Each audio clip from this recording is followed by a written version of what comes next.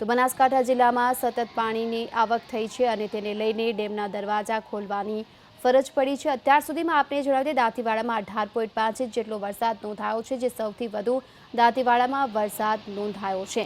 આ સાથે બે અલગ અલગ દ્રશ્યો છે, આપની ટીવી સ્ક્રીન પર જોઈ રહ્યા છો। એક દ્રશ્ય છે દાંતીવાડા ડેમના અને બીજા શિવપુર ડેમના દ્રશ્યો છે કે જ્યાં ભારે પાણીની આવક થઈ છે અને પાણીની આવક હોવાને કારણે નીચાણવાળા તમામ જે વિસ્તારો છે તેને એલર્ટ કરી દેવામાં આવે છે। તંત્ર પણ સતત નજર રાખી રહ્યું છે।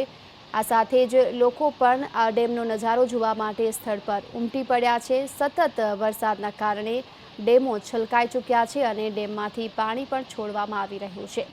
તો દાંતીવાડા અને શિવપુર ડેમના બે અલગ અલગ દ્રશ્યો આપની ટીવી સ્ક્રીન પર જોઈ રહ્યા છો।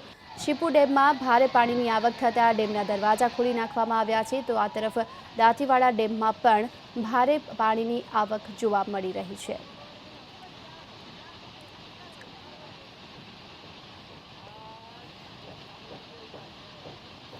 તો આપણે જણાવી દઈએ બનાસકાંઠામાં સતત જે હાલ ભારે વરસાદ નોંધાયો છે, ત્યારે બનાસકાંઠાની શું સ્થિતિ છે તે જાણવા માટે સીધા જઈએ અર્પિત પાસે।